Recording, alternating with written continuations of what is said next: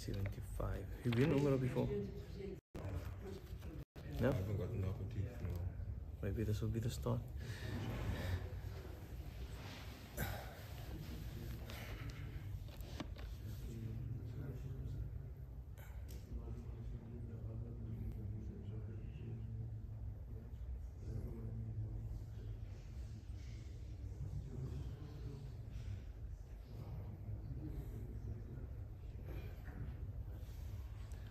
Assalamu alaikum.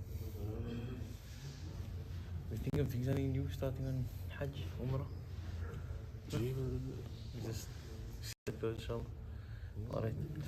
بسم الله الرحمن الرحيم الحمد لله وحده والصلاة والسلام على من لا نبي بعده رب اشرح لي صدري ويسر لي أمري واحلل عقدة من لساني يفقهوا قولي سبحانك لا علم لنا إلا ما علمتنا إنك أنت العليم الحكيم اللهم أكرمنا بنور الفهم وأخرجنا من ظلمات الوهم وافتح علينا بمعرفة العلم وسهل أخلاقنا بالحلم وجعلنا ممن يستمعون القول فيتبعون أحسنه. So something fresh, right? Start something fresh to perhaps create a platform for more interest, inshallah. And we start with the Hajj and Umrah.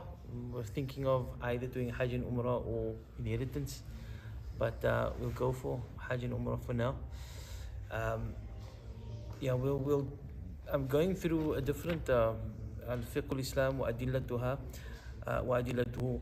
So we'll go through most of, or maybe all the madhaib, focusing on Shafi and Hanafi, but we might mention the other madhaib as well. So al-Hajj, Hajj, Umrah, inshallah, this will be the start. Told him the same thing, inshallah. So firstly, when we're looking at Hajj and Umrah,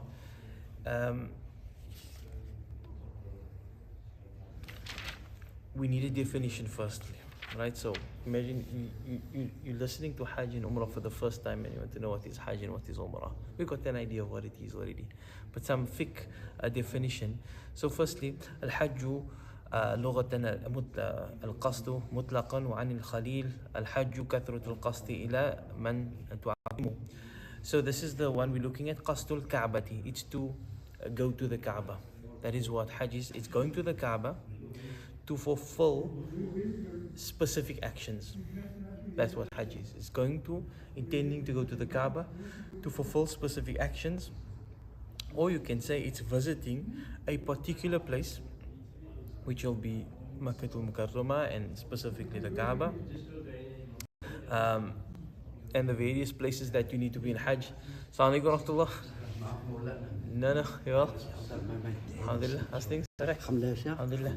So we were thinking of starting with something fresh. Yeah. I want to do the Hajj and Umrah from beginning to end. Yeah. So keep us excited a little bit, inshallah. Okay. So we're starting with the definition of Hajj, and we said that Hajj is intending to go to the Kaaba for specific actions, or you could say it's visiting a particular place in a particular time and doing specific actions.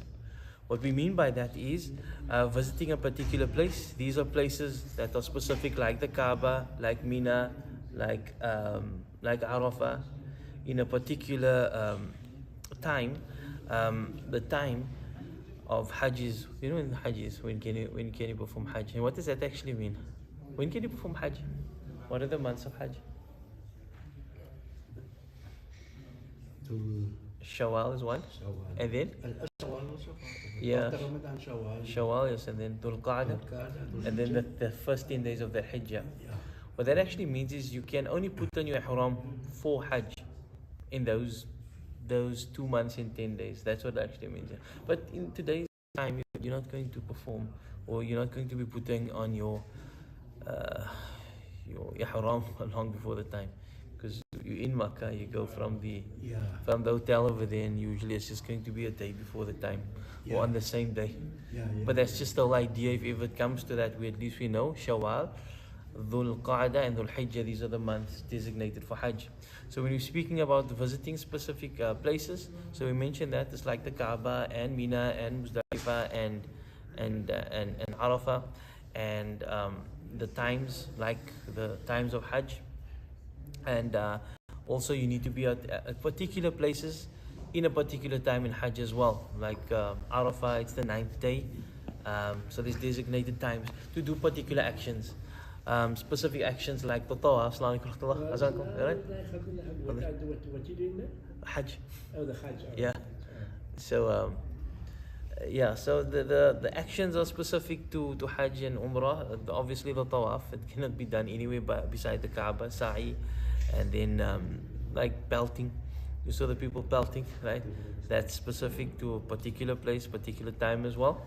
So this is what Hajj is all about. Now, when was Hajj made compulsory? In other words, when was this instituted in the Sharia of Islam? It wasn't always there. So, Hajj, it was made compulsory at the end of the 9th year of Hijrah. The Prophet ﷺ made Hijrah at the age of... when did he make Hijrah? So, prophecy came to him at 40, right? 40. Jibreel came to him when he was 40 years old, right? Then he stayed in Makkah for how long before he made Hijrah? 13 years. So he was 53. Yeah. So once he gets to Medina, he stays there how long before he passes away? 13 years in Makkah and 10 years in 10 years in Medina. So when do you think Hajj is going to be made compulsory? In the 9th year. So it's very late. Just remember, when it's made compulsory, the next year is going to pass away. Right? So this is when Hajj was made compulsory. وَأَنَّ آيَةَ فَرْضِهِ يَقَوْلُ. So you can look this up. It's Surah 2, Ali Imran. It's verse number 3. This made, when this verse was revealed, then Hajj becomes compulsory. Allah subhanahu wa ta'ala says, أعوذ بالله من الشيطان الرجيم, وَلِلَّهِ, and for Allah, على الناس, upon mankind, is Hajjul Bayt, is the pilgrimage to the house. So this verse makes it compulsory now for Muhammad sallallahu alaihi wasallam and the Ummah of Muhammad sallallahu alaihi wasallam to perform Hajj. Before this, it wasn't made Hajj. Imagine for 13 years in Makkah, it wasn't compulsory. For 8 years in Medina, it wasn't made compulsory. Now in the 9th year, and it's also the end of the 9th year, it becomes compulsory. Was the Hajj prior to it? Yes, there was a Hajj, because people would follow the sunnah of Nabi Ibrahim alayhi salam. So he had rituals over there, making tawaf, but they lost the rituals, and they lost they used to do something called nasi. Nasi is when there was battles at that time, lots of battles, and sometimes there's certain months that you're not allowed to be fighting in. Those are the holy months, right? Like Rajab. So you can't fight in those months. So what if you're winning?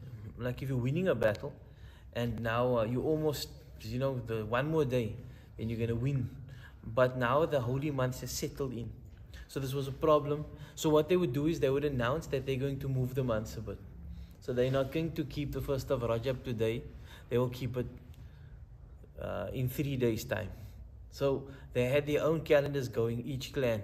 So they would change the calendar, so it was confusing. So there was a difference in opinion as to when is Rajab. Some people would say it's this month, some people would say it's that month. So there was a confusion amongst the tribes. So they lost it. They didn't know when how are you supposed to pinpoint the day of Arafah when Arafah is only on one day? If you miss Arafah, you miss your whole Hajj. So you need to pinpoint that in that one particular day of Arafah. I mean, the whole year, the calendar must be calculated properly, because you need to pinpoint when is Arafah. So imagine your whole calendar is out a month. So they didn't know. That's why the Prophet ﷺ, when he asked them, where are we? So they said, Allah and His Rasul know best. And then he asked ﷺ, what day are we on? And then they say, Allah and His Rasul know best. Because that day he reset the calendar, so people could know this is the month of Hajj, and this is the day of Arafah. Okay, so now we know it was made compulsory, so make a mental note of this, in the 9th year after Hijrah.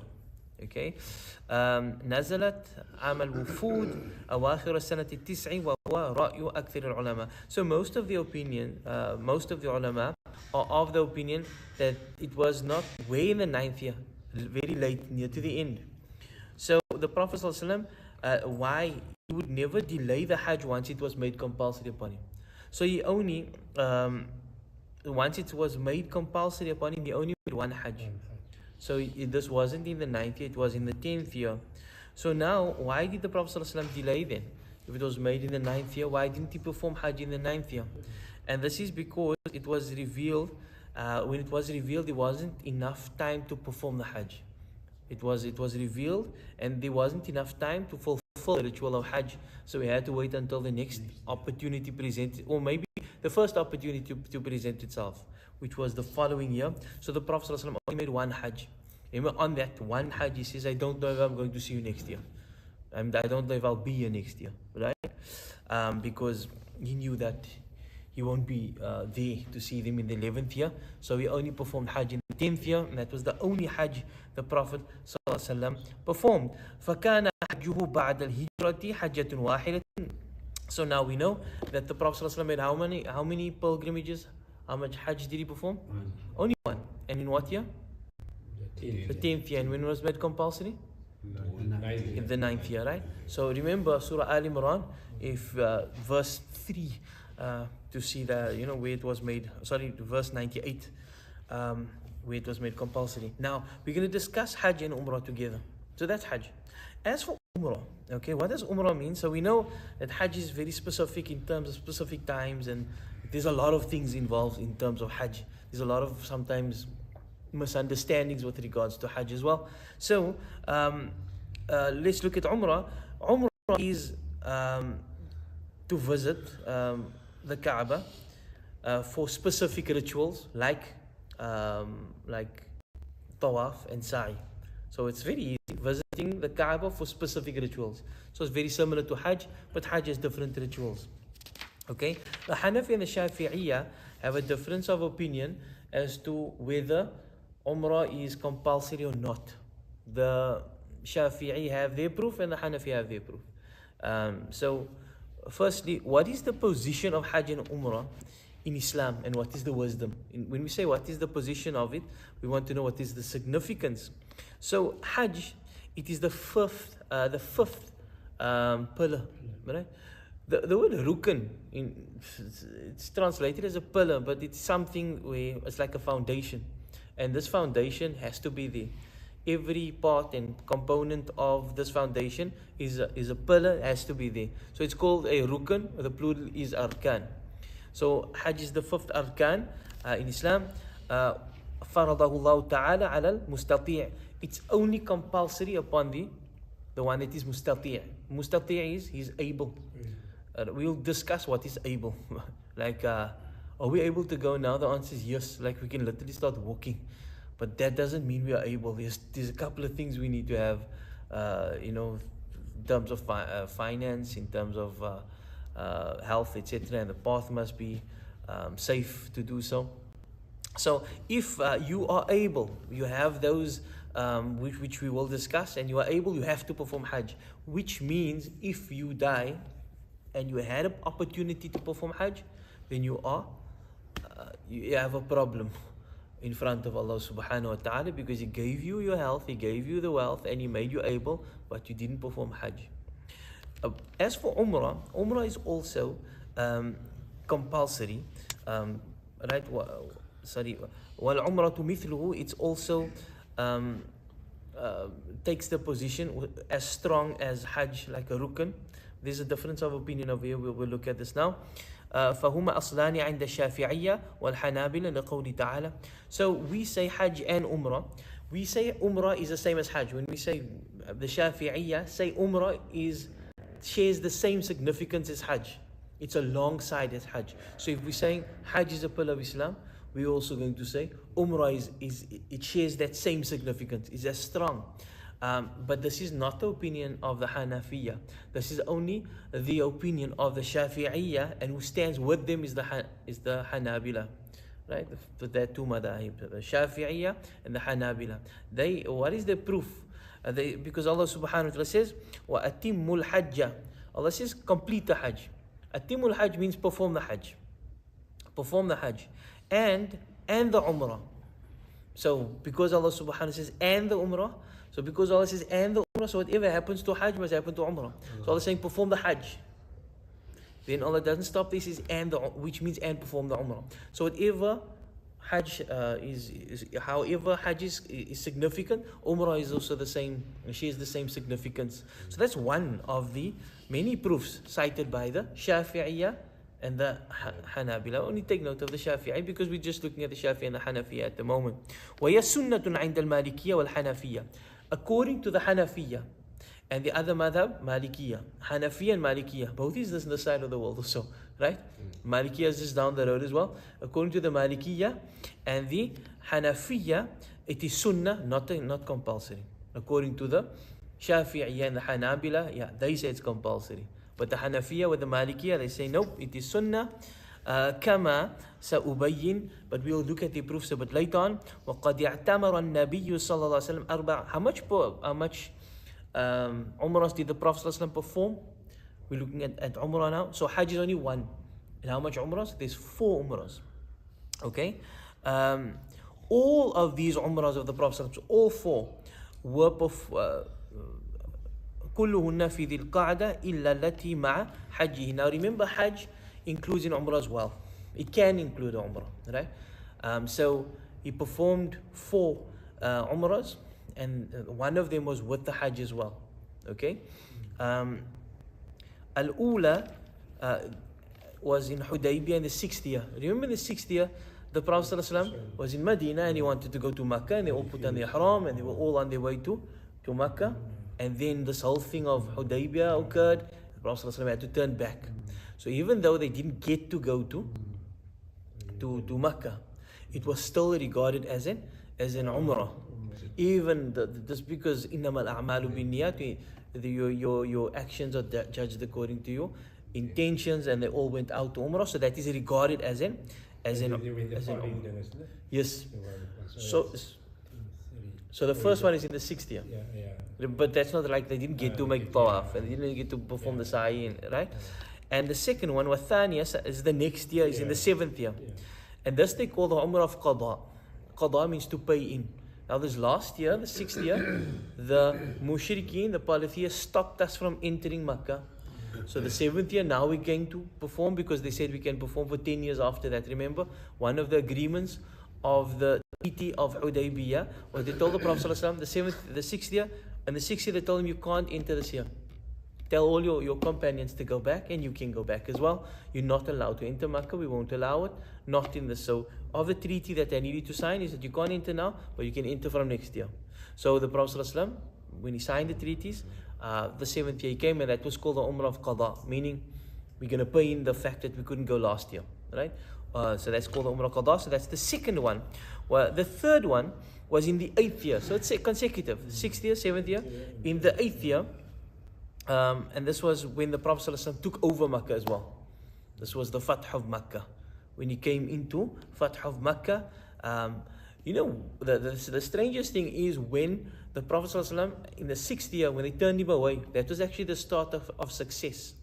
So many people would view that as a failed Umrah, because you wanted to go Umrah, but you failed because you can't Umrah, you can't go see the Kaaba.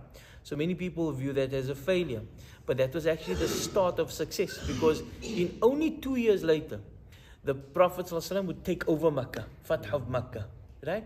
So that was in the 8th year. So that paved the way. So many people sometimes want to go to Makkah, they get sick and they can't perform their Umrah, or they get stopped by the airport for this and for that. Some people go to Makkah and they can't get to see the Kaaba because they fall sick, and they have to stay there in the Bayt, into the hotel.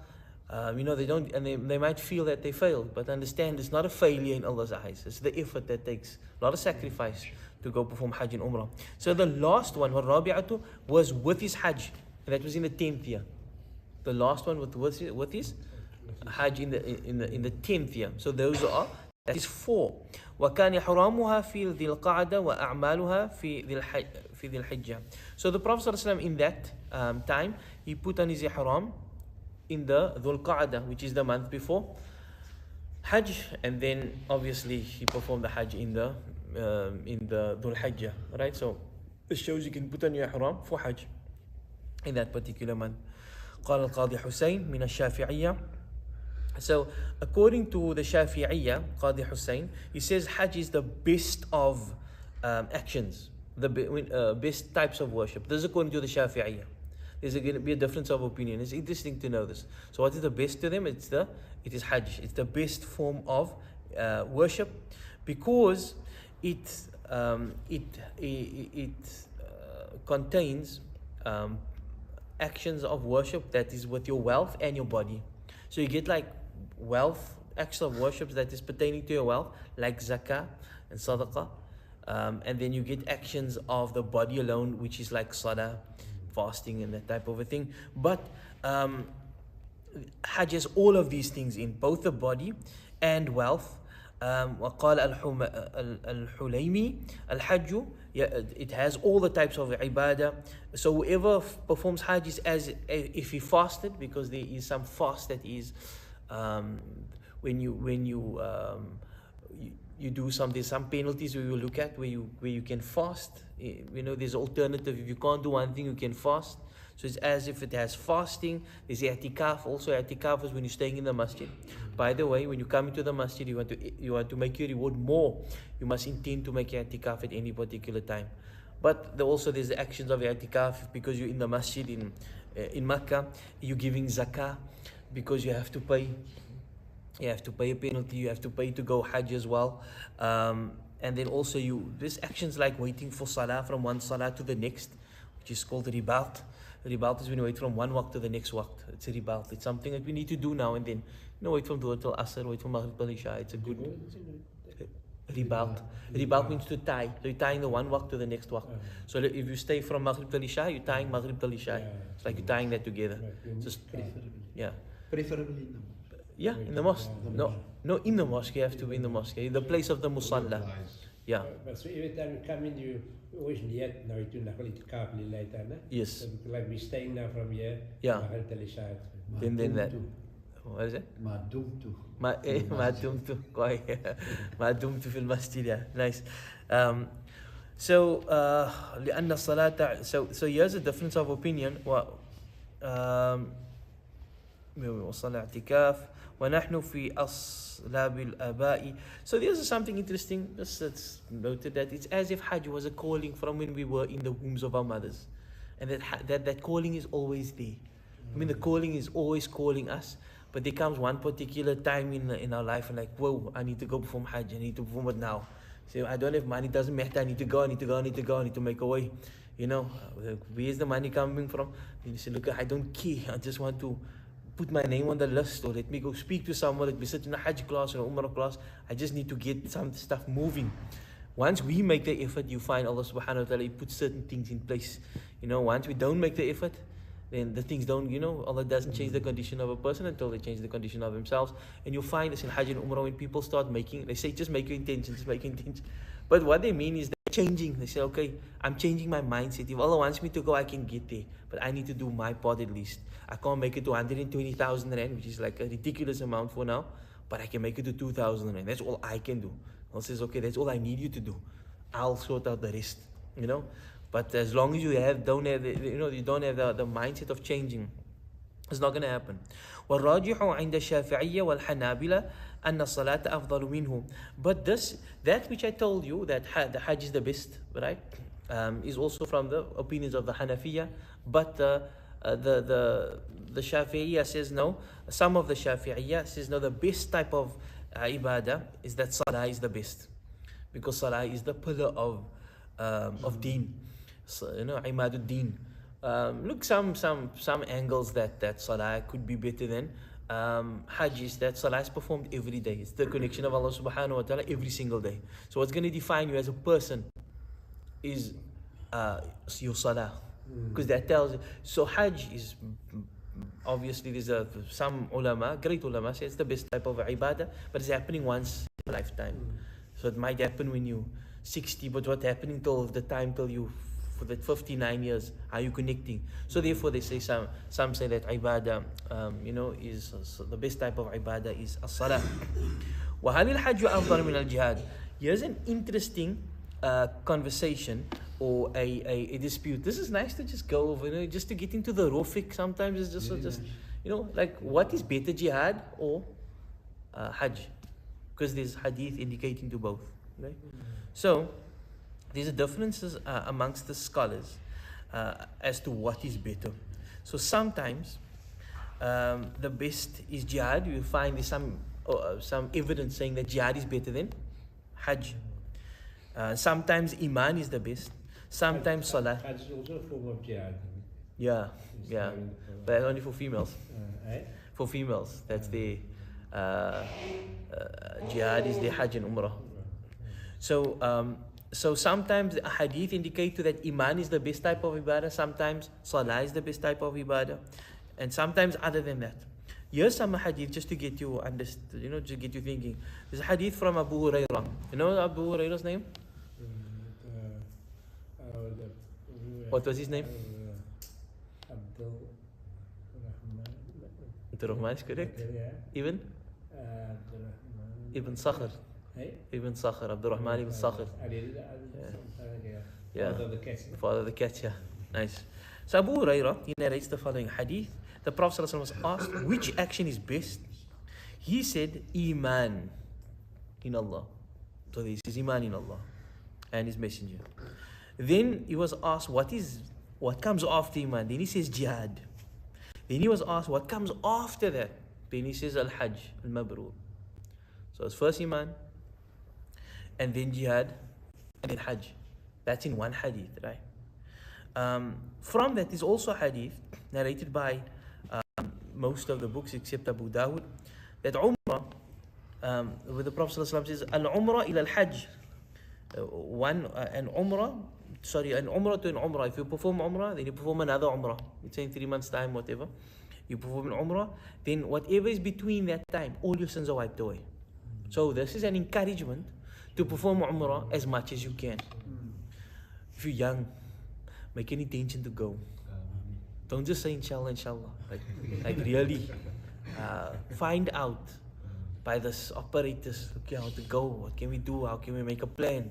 I want to go now. And say, okay, let's try for next year. But make a plan, then you see it come to fruition.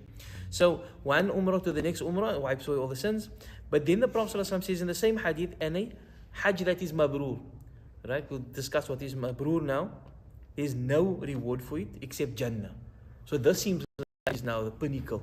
There's nothing better than Hajj, because there's no reward for it except Jannah. Okay? A righteous Hajj or Mabrur Hajj is something that is accepted by Allah subhanahu wa ta'ala. That's according to some scholars. According to Nawawi, he says a righteous Hajj and Mabrur is that a Hajj that is flawless. In other words, it's not mixed with any faults. Right? You were where you're supposed to be at a particular time, right? Wherever you, at a particular place at a particular time. So when they say Hajj Mabrur, that's what they mean. Accepted Hajj, or Hajj that is not mixed with any faults, right? So we're still confused now, because what is the best type of action? Is it Iman, is it Jihad, or Salah? What is the best type of actions? قال شوكاني وأحق ما قيل في الجمع بين الأحاديث. So this is the answer given by some scholars, like with the likes of Shawkani, that the explanation of what is best changes according to the audience. This hadith the Prophet ﷺ gave to different people at different time. So if the audience is someone that is a brave man, strong fighter, good military leader, right? Then and he can take on, he can lead an army into victory, then the Prophet ﷺ says the best type of action is jihad. So when he's speaking to the fighters, he says, look, the best action that you can do is jihad. And then when it is said to someone that has lots of wealth, he has a lot of wealth, then it is said to them the best type of actions you can do is sadaqah. ثم كذلك يكون الاختلاف على حسب اختلاف المخاطة being. So this is the answer. It's going to vary according to your circumstances. If you can't perform Hajj, that means you're not able to perform Hajj. So what's the best type of action for you now? So it might be Salah on its time, right? But if you have money, you have the ability, you can go and ask somebody, what's the best thing I can do? You go Hajj. You with me? You need to go Hajj. According to the Malikiyya, Al-Hajj walau tatawwa'an afdalu min al-jihad. The Malikiyya says no. It says that Hajj even if this Hajj is not compulsory. So only one Hajj is compulsory. It does, if you're able to go every year, it doesn't matter. One Hajj is enough.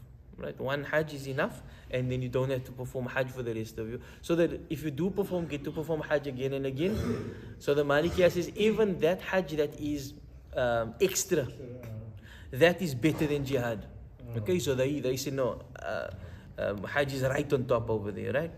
إلا في حالة الخوف من العدو فيفضل الجهاد على حج التطوع. They said only if jihad is compulsory, meaning that look, if you're going to perform Hajj now, you're going to leave the enemy, they're going to attack the city, then nobody must go Hajj, stay here. Otherwise, go perform Hajj. حكمة المشروعية. So what is the wisdom of Hajj? Because it's very significant. There must be a strong wisdom, and the wisdom is because look, Salah was made compulsory 5 times a day because there's a significant effect that it's supposed to have, like 5 times a day. So Fajr is supposed to have an effect, Dhuhr is supposed to have it. So from Asr, in Maghrib again, there must be another effect. So Hajj is interesting because only happening once in your life, which means Hajj has to be a life-changing event. You only have to touch ground with Hajj once for you to change, with the change that Allah subhanahu wa ta'ala wants. And you find many people, they go on Hajj, they come back, completely changed, right? Totally changed. And we can hear the stories that comes out of, and you see when they come back and everything, so something happens over there. So يتحقق بالحج والعمرة فرض كفاية وهو إحياء الكعبة بل سنة بالعبادة سنة بالعبادة. So the first thing is you keeping this ibadah around the Kaaba alive, because Umrah and Hajj is now made, is institutionalized. There's always people going around the Kaaba.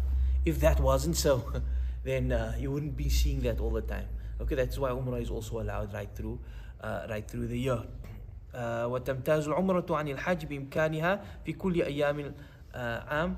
So obviously Umrah has one up with Hajj with regards to this, because Hajj can't keep the Kaaba alive right through the year. Umrah can. That's why people are constantly around it. As a matter of fact, the law that's passed now in Saudi is that nobody can enter the mataf. Like you can't go like in the bottom and go circle around the Kaaba unless you are in ihram for Umrah. Many people are not on Umrah, they just put it on. But is that right? don't ask me. I'm being recorded here. So yeah. Oh, you won't advise it? I won't advise it on here, yeah. But yeah, we can just talk about that when this thing is off, inshallah. But I think we stop over there, inshallah. Barakallah. So I think we continue with this. Yeah, we need to keep ourselves motivated and inspired, otherwise alhamdulillah. Barakallah. What time is Okay. Barakallah. Yeah. شكرا فسنتي.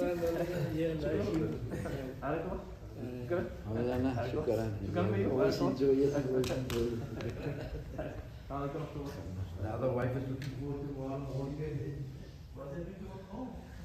to